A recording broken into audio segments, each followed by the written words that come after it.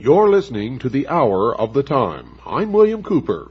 The 16th century saw the rise of a very powerful society, based upon a secret cult in the mountains of Afghanistan, the Roshaniya, or the Illuminated Ones. References to the existence of this mystical fraternity exist from the time of the House of Wisdom at Cairo several hundred years before. In fact, the Roshaniya are just a later emergence of the old cult of the Assassins. It seems likely that small branches were founded in various parts of the Near and Middle East, which would account for the special usage of the names of the 8 degrees of initiation among them. The earliest figure named in the history of the cult is one Bayezid Ansari of Afghanistan, whose family claimed descent from the Ansar, the helpers who assisted Muhammad after his flight from Mecca nearly 1400 years ago. As a reward for this service, he stated his ancestors had been granted initiation into the mysteries of the Ishmaelite religion, the secret inner training which dated from Abraham's rebuilding of the temple at Mecca, the mystical Haram, to the Assassins, through the Roshaniya, and into Europe via the Knights Templar. Bayezid's own father, however, was known to be as narrowly conventional as anyone in the country, and one account of the rapid rise of the sect has it that Bayezid, after a period of preparation for the normal priesthood, was converted to his strange doctrine by a missionary from the Ismailis, the sectarians holding a secret doctrine supposedly handed down in the family of the Prophet, who maintained hidden lodges throughout the world of Islam, and also claimed, after the Crusades, to have penetrated with their ideas even Spain, Germany, France, and parts of Britain. However this may be, the Illuminated Ones soon became more than a headache for the governors of Afghanistan, the Mughal rulers of India, and their Persian neighbors. Not far from Peshawar, which is now in the northwest of Pakistan, Bayezid set up a small school, where he carefully coached those who had been initiated by him in the knowledge of the supernatural that he claimed. A period of probation was expected from each candidate, during which he would go into periods of concealment or meditation, known as kilawat, or silence. During this time, he was to receive the illumination, which was emanated from the Supreme Being, who desired a class of perfect men and women to carry out the organization and direction of the world. Bayezid collected in this way, over a period of 3 years, about 50 staunch disciples, whom he had trained in obedience, and to whom, so we are told, he had shown a way whereby they could liberate their inner powers. Well, this meant that they were ready to follow his further instructions. These orders, according to what his opponents say, were that the whole sect would now become bandits, to prey upon the rest of the world, and all those who could not identify themselves by their secret sign were their legal and lawful prey. Little information is available from the other side, but 3 letters said to have been written from one branch to another contain in outline a plan to reshape the entire social system of the world, first taking control of individual countries one by one. And where have we heard that before? We've heard it from every one of the histories of all of these different sects of Mystery Babylon, which on the outward appearance seem to be different from each other, but on the esoteric level are one and the same religion, with one and the same plan, with one and the same goal, all working toward that end. And the end always justifies the means. Now, something does survive of the degrees of initiation.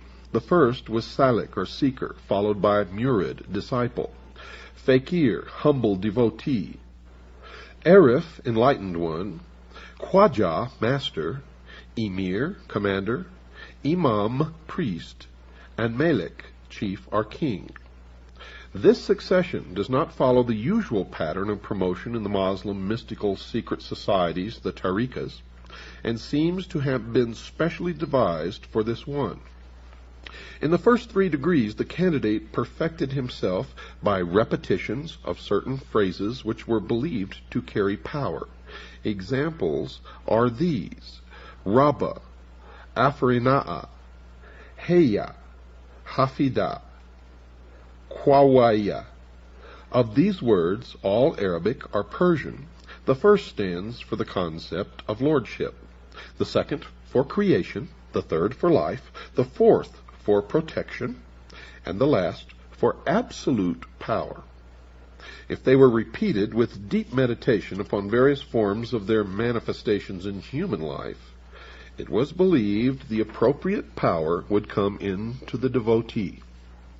Now, no special deity was worshipped, but it was believed that there was a supreme overall power, which was known by the sum of its individual powers, lordship, protection, and so on, a type of pantheism which works its way into the modern mystical societies of today.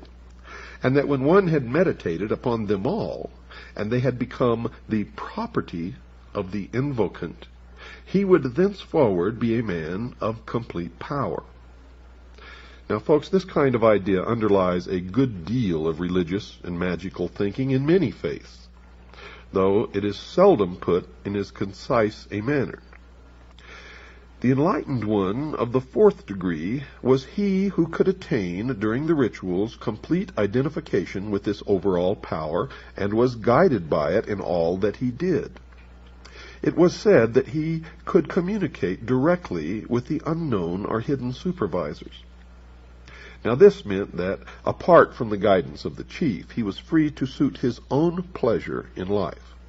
No theological or social bonds limited him. It is at this stage, said the illuminated, that the Arif could perform acts of wonder and magic, influence the physical world, and know the secrets of others. He attained this degree through the acceptance of him by the master, to whom he had confided his dreams and mystical ecstasies. The master alone really knew whether these were true or false experiences, and promoted him accordingly. Some people proceeded to the higher degrees without going through all the lower ones, because they were helped by the spirits of former illuminates who had died. The master, emir, imam, and malik degrees were reserved for the very highest men and women initiates. After the 5th degree, the segregation of the sexes in rituals was no longer practiced. Anyone of the degree of imam and higher could start his own lodge and make his own disciples. Bayezid decided to move his headquarters into the most inaccessible mountains of Afghanistan, where he set up a large and luxurious castle, and from which he directed his military and bandit operations designed to overcome the rest of the East. His missionaries were sent far and wide, but received little official support. The cult did, however, spread among merchants and soldiers who thought that this gateway to mystical experiences was something to enter. They contributed lavishly to the chief's upkeep and his most expensive military, political, and espionage system. The heady wine of this success seems to have affected the prudence of the head illuminate more strongly than it should, for his claims became more and more extreme in public, as most usually do. There was, he now preached, no afterlife of the kind currently believed in, no reward or punishment, only a spirit state which was completely different from earthly life. The spirits, if they belonged to the order, could continue to enjoy themselves and be earthly powers, acting through living members, but that was all. The preaching of this spiritual vampirism seemed to delight his followers as much as it infuriated his enemies, because Bayezid now gave out more and more of the new doctrine based upon his no afterlife creed. Eat, drink, be merry, gain power, look after yourself. You have no allegiance except to the order, he told them. and all humanity which cannot identify itself by our secret sign is our lawful prey. The secret signal was to pass a hand over the forehead, palm inwards, the countersign to hold the ear with the fingers and support the elbow in the cupped other hand. And you can see that sign be exchanged even today in the courts of law all over the United States of America between lawyers and judges, defendants and judges, prosecutors and judges, prosecutors and defending lawyers, etc., etc., etc. Bayezid took to himself the style of Pir Roshan, or Sage of Illumination, and founded a city at Hashnagar, which was to be the center from which Illuminism was to spread all over the world. Now, each member of his following was given a new name upon entry. Does that sound familiar? And this name depended upon the guild to which he in theory belonged. According to Bayezid, all humanity was divided into professions. His were lamp makers. Some members were the makers, others sold lamps. Some were known as this kind of lamp, some another. Lamp of the darkness was a typical example. Among the other guilds noted are those of the builders. Does that sound familiar? Soldiers, merchants of various kinds, and scribes. They can be found today in organizations such as the American Medical Association or the American Bar Association, etc., etc. Writing in the 19th century, an Afghan scholar who was by no means fond of the society of the Roshaniya claimed that they were, in fact, an organization devoted to fighting against the tyranny of the Moguls, and that the banditry and strange doctrines attributed to them were untrue, allegations by interested parties. He based this upon 2 manuscript copies of the objectives of the order, which seem to have stated that it was dedicated to influencing people of importance throughout the East and West towards greater justice and self-training into the immense capacities of the human mind, whereby wonders can be caused, and through which the harmony of the world will be established. Now, these ideas are taken from those enshrined in our ancient literature and practices, as well as those of the Persians, many of whom followed the true illuminated path before the new message was revealed, they stated. In the end, the imperial Mogul decided that something must be done about the widespread power of the militant mystics of the Hindu Kush mountains. The governor of Kabul arrested Bayezid, clapped him in irons, and paraded him through the streets to show that here was no supernatural being. To give further point to the proceedings, his hair and beard were half shaved, but this governor, Moshin Khan, was under the ascendancy of his religious guide, one Sheikh Atari, who may even have been a secret adherent of the illuminated one, for the cult was spreading with rapidity.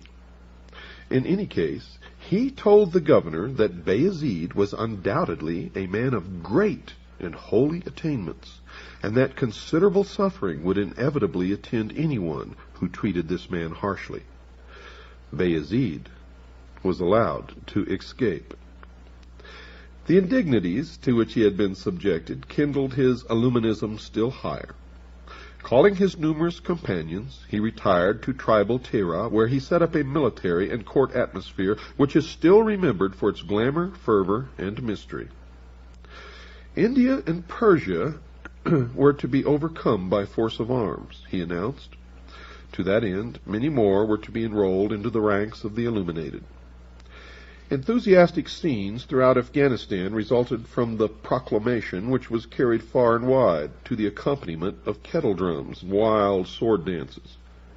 And when he was ready, Bayezid, attended by his halqa, or circle of dervishes, led the campaign into the lush land of India. Intercepted by the Moshin Khan, whom he had earlier escaped, he was wounded, put to flight, and he eventually died as a result of this encounter. His son, Omar Ansari, proclaimed himself leader, and immediately ordered an attack upon the Pathan tribe of the Yusufzai, who had allied themselves with the Mogul. He was killed by the hillman, and his own son, quote, the servant of the one, unquote, took over the leadership. And by the middle of the 17th century, this youth had been killed defending his castle against a Mughal expeditionary force. His infant son escaped with some of his followers into Afghanistan proper, where the cult was restarted. The descendants of this Abdul Qadar, servant of the powerful, continued to rule the fanatics and to send their teachers far and wide. The creed eventually split into two divisions, the military and the religious, and nowadays it is only the followers of the latter who survive, still a secret cult which might, given the right conditions, have touched off a movement as important as that of the assassins. Now, 40 years after the last religio-military leader of the Afghan Illuminated Ones died, a society of the same name, the Illuminati, came into being in Germany, formed, it is said, by Adam Weishaupt. The young Jesuit priest, a professor of canon law at the Jesuit Ingolstadt University. Coincidences of date and beliefs connect these Bavarian Illuminati with the Afghan ones, and also with the other cults which called themselves Illuminated. In actual fact, they are all the same.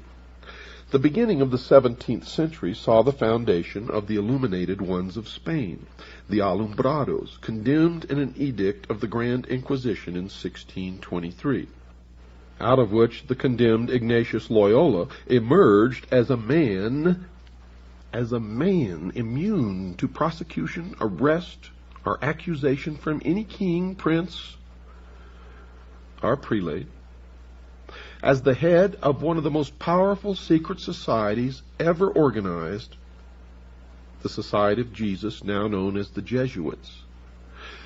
Ignatius Loyola had been the leader of the Alumbrados in Spain, and it was his sect, the Illuminated Ones, or the Alumbrados, which became the Society of Jesus. In 1654, the Illuminated Guernettes came into public notice in France. Now, documents still extant show several points of resemblance between the German and Central Asian Illuminists, points which are hard to account for on the grounds of pure coincidence, and yet which still might, one supposes, be nothing more than that. The Prophet Muhammad, for example, is claimed as an initiate by the Western Illuminati. Their calendar is the very same which survived in current usage in the former Iranian territories among the Afghans of the time. New Year's Day with them was the same day as the Persian and Afghan Newroz festival. Further, the degrees of initiation, although seemingly artificial ones, coupled with some of the degrees of Freemasonry, were also 8. And there are parallels in the naming of the individual degrees. Like the Roshaniya, the Illuminati stated that they had the objective of gaining important converts for the purpose of improving the state of the world. A comparison of the degrees shows the similarity. In the Roshaniya, the seeker, and in the Illuminati, the apprentice. In the Roshaniya, the disciple. In the Illuminati, the fellow craft. In the Roshaniya, the devotee. In the Illuminati, the master. In the Roshaniya, the enlightened one. In the Illuminati, the Illuminatus major. In the Roshaniya, the master. In the Illuminati, the Illuminatus dirigens. In the Roshaniya, the commander or emir, and in the Illuminati, prince. In the Roshaniya, priest. In the Illuminati, priest. In the Roshaniya, king or chief. In the Illuminati, king. Now, the early stages of initiation were designed to admit people into the brotherhood, to test them for reliability, and possibly to train them for responsible tasks connected with the greater diffusion of knowledge. Even in higher degrees, it seems that tests are also applied. Those who were to become priests, for example, were taken to a secret place where a throne stood, with before it the choice of priestly or royal regalia. The aspirant had to make the choice. Those who opted for the symbols of worldly power were dismissed promptly, but candidates taking up the sacred vestments were saluted with the phrase, "Hail, O Holy One. The members of this degree were considered teachers in whose hands was the training of disciples. Priests identified themselves with a secret sign. Both hands crossed were placed flat upon the head. In shaking hands, the priest extended his palm with the thumb held vertically upwards. The countersign was a fist with the thumb enclosed within it. Princes were those who could influence events at a very high level, either in academic or political affairs. The room in which the initiation to this high and secret degree was celebrated was hung with red. The garments which the prince was to wear were red and white. Now these are, of course, the colors of the Ishmaelis as well. In the ritual, the candidate is presented as a slave and states that he wants to liberate society from tyranny. The sign of the degree was the extending of both arms. As the countersign, before taking the hand of another, the prince gripped both his elbows. In 1786, a raid upon the house of an influential lawyer, Zwack, revealed secret papers connected with the order. And it is through those that many of the inner workings of the organization became known. Men were to be influenced through their women folk, and a large-scale plan for initiating women members was at an advanced stage of development. It has been widely claimed and touted that many of the charges which were made against the German Illuminati were false, and that the possession of instructions, for instance, on forging seals, was due to the fact that the lawyer Zwack had a collection devoted to that subject, as a matter of legal interest to him. It is also said that the project of enrolling women and young girls had in actual fact been taken from the aims of a very different society, the Mopses. While this matter still remains open, however, one may as well examine some of the documents which are stated to have belonged to the society. Zwack had written in his own hand a document describing the manufacture of a strong box which would blow up if it were tampered with.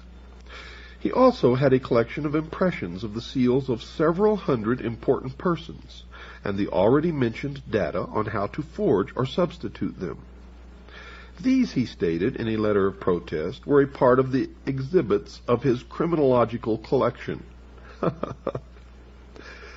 famous memorandum detailing the plan to win over women to the cause comes from papers seized at the home of Baron Bassus, one of the members. The document states that women are the best means of influencing men. They should be enrolled, and into their minds put a hope that they might themselves in time be released from the tyranny of public opinion. Another letter asks how young women can be influenced, since their mothers would not consent to their being placed under the Illuminati for instruction. 5 women were suggested by one member as a start. They were 4 stepdaughters of one of the Illuminati, who were to be placed in the care of the wife of yet another illuminated one. They, in their turn, would enlarge the society through their friends. It was further mentioned that women are not considered to be really suitable for such an undertaking, because they are, quote, fickle and impatient, unquote.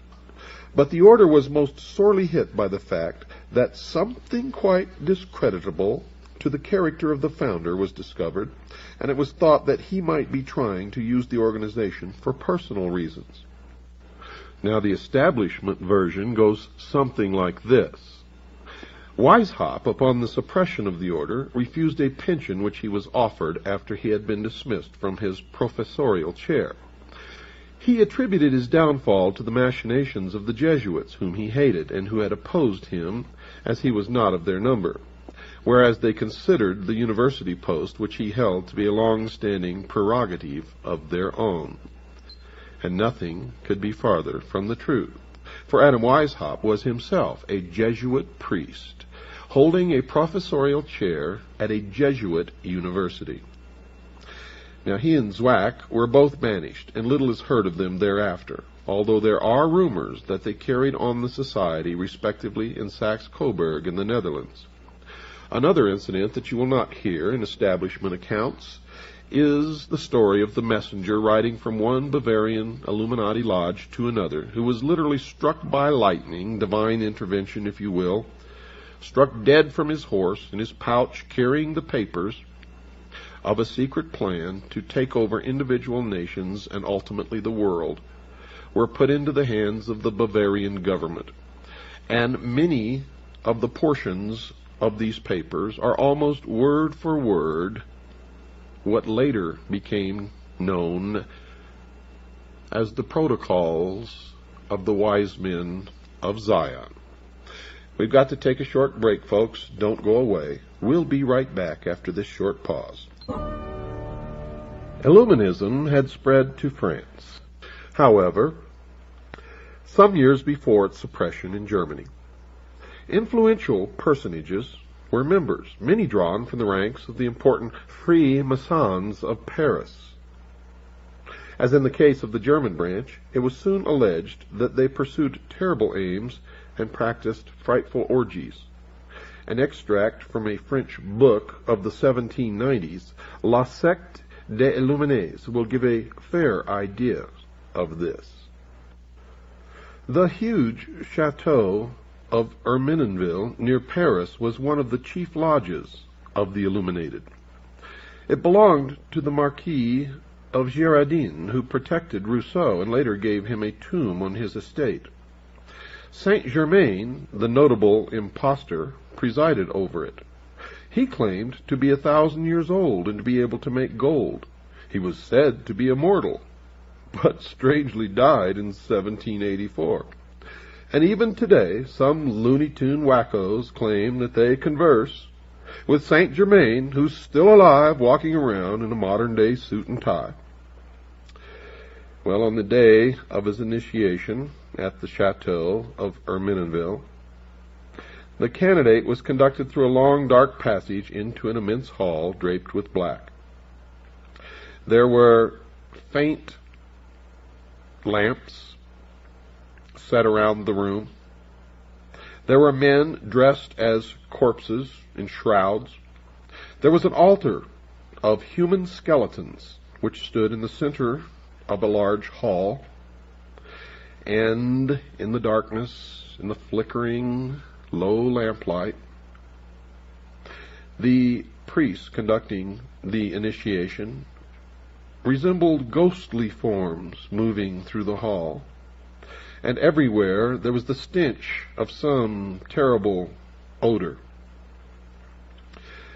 Two men dressed as specters always appeared and tied a pink band or ribbon, which was smeared with blood, around the forehead of the candidate. Upon this was an image of the Lady of Loretto.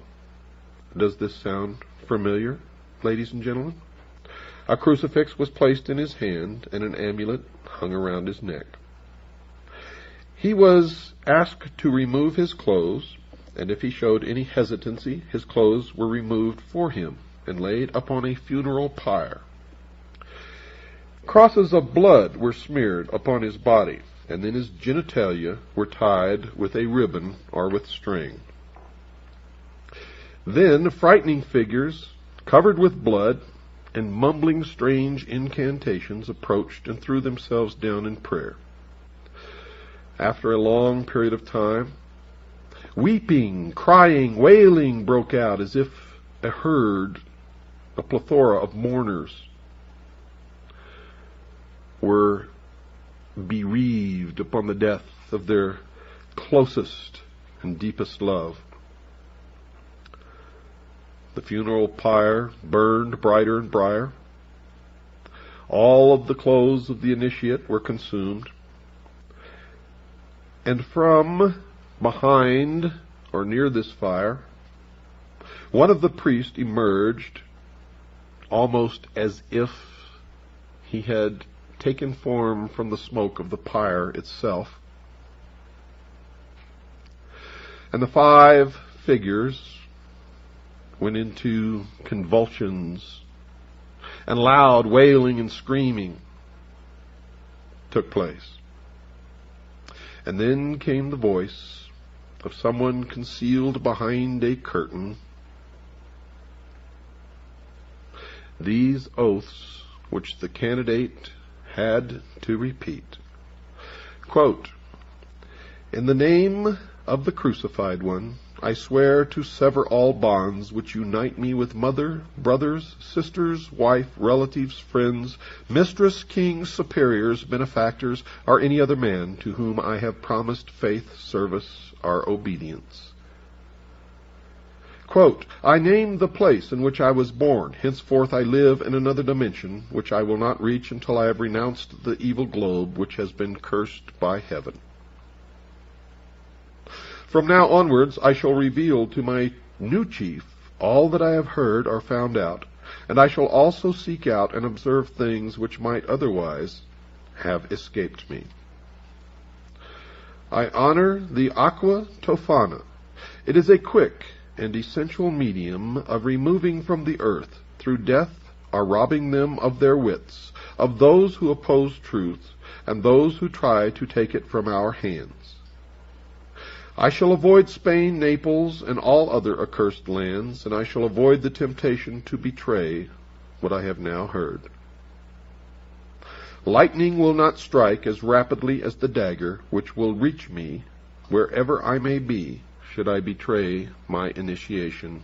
Unquote. Then a 7-branched candelabrum, bearing 7 black candles, was placed before the candidate, and a large bowl containing human blood. The candidate washed himself in the blood and drank a quantity of it. The string around his genitalia was removed, and then he was carried to a bath to undergo complete ablution. After this, he was given a meal composed of root vegetables. Now, folks, while it is possible that such ceremonies as this have actually taken place, and we know that they have, because it is the exact ceremony that George Bush underwent in the crypt, or what is known as the tomb, the Skull and Bones, at Yale University. But it will be recalled that such items as human blood are generally not of the genuine variety in any society, other than those reputed to be dedicated to criminal or perverted ends. Well, I have this to say: no one knows but those who actually take part in the ceremony, whether it's chicken blood or human blood or pig blood or cow's blood. And as with the initiations of other societies, there is no doubt that the candidate may have been made to believe that he was actually going through an initiation which involved horrible things of this nature, such as human blood. Initiation into the ancient mysteries was often accompanied by the exposure of the candidate to fear and other emotions in order to make him receptive to the oath or message which was to be made manifest.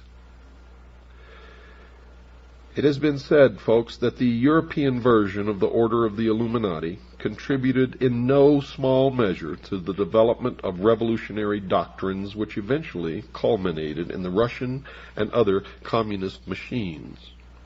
And in fact, for those of serious study who have perused the depths of the available material, as I and others have no doubt whatsoever that communism, international socialism, is the direct product of the mystery schools of the Illuminati, as was the formation of this nation, which was guaranteed to lead us in to what is known as the New World Order, Novus Ordo Seclorum, the formation of a one-world totalitarian state ruled by benevolent despotism, is the way that they put it.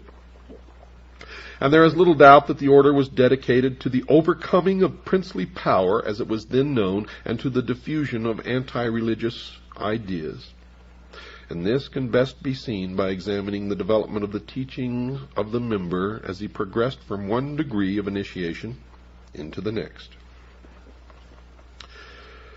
Now, folks, many young enthusiasts with a taste for mystery and a desire to fight oppression in any form were drawn through a deliberate plan from the ranks of all of the colleges and universities and from all of the other supposedly benevolent fraternal organizations.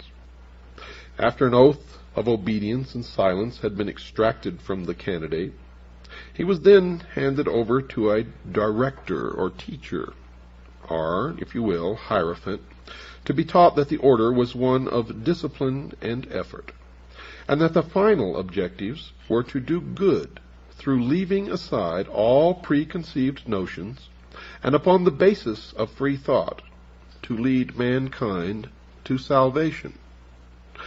But salvation granted by who? And salvation from what?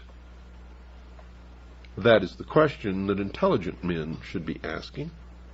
However, it's been my experience that most men and most women don't ask any questions whatsoever, or very few anyway.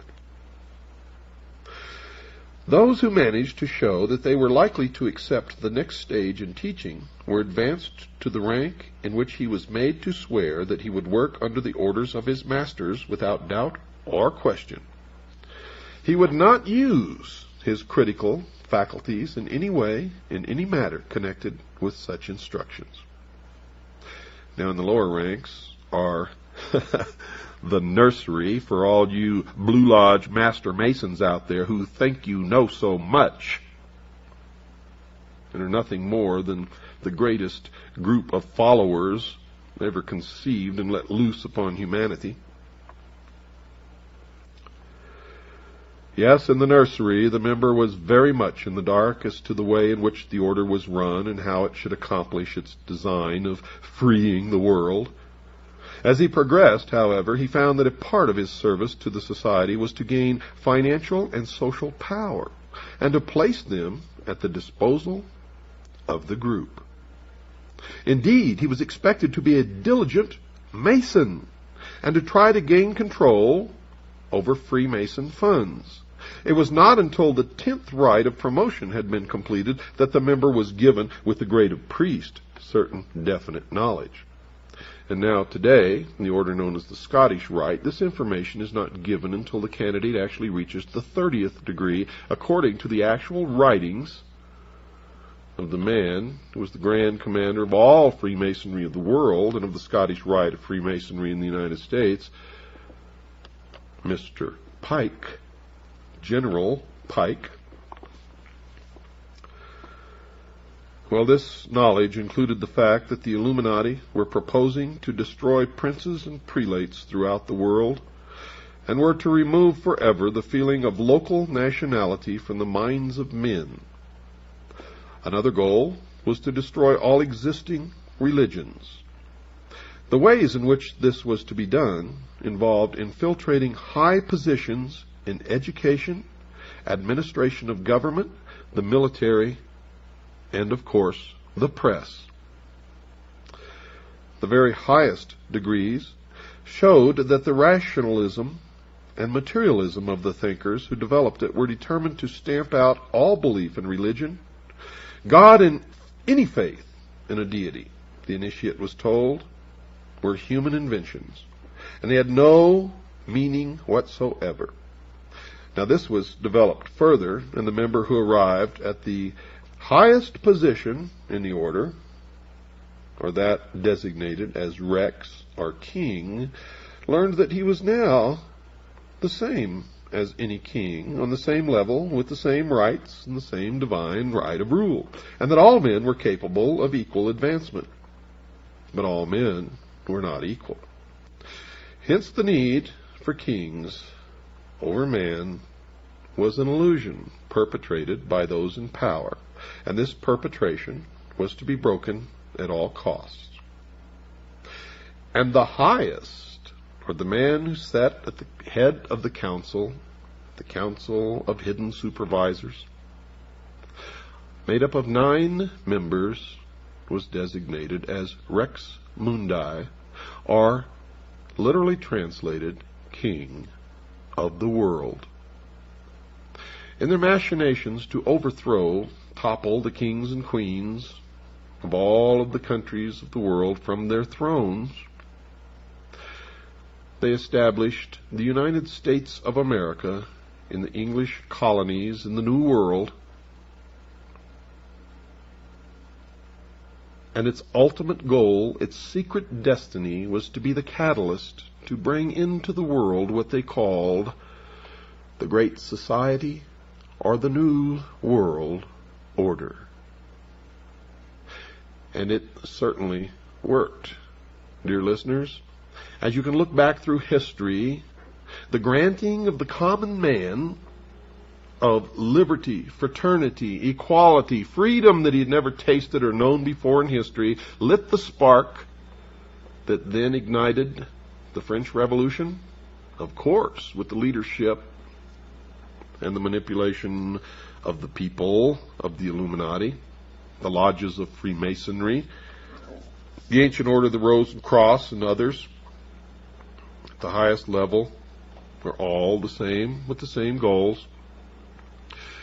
And this spark of revolution spread throughout the world. And until we all grow up and learn how to stop this, it will continue. As the secret societies propel us, manipulate us, deceive us, lie, operating in secret, infiltrating everything decent and good that man has ever built, destroying it from within, bringing closer and closer their goal of what they believe to be a utopia on earth, a one-world, totalitarian, socialist order. They hope to create the world where they will rule, as being the ones who possess the only truly mature minds. They will establish a council of advisors to a world charismatic political and religious leader who will be the outward rule. But he will really take his orders from this benevolent despotism, this council of learned elders. And everyone on the face of this earth will be under total control for every 24-hour period of their lives. There will be one world religion catering to the needs of man, not man obeying the laws of any god. The general rule will be, as has been touted many, many times by these people, do as thou wilt shall be the whole of the law. And even murder will be considered to be a learning experience, provided that the perpetrator actually learns something. People who exhibit violent tendencies as a matter of normal behavior on their part will simply be eliminated. Ladies and gentlemen, I hope this is beginning to come together and make sense to you. If it doesn't, as yet, we have a long, long way to go, as you have probably already begun to understand. Good night, and God bless each and every one of you.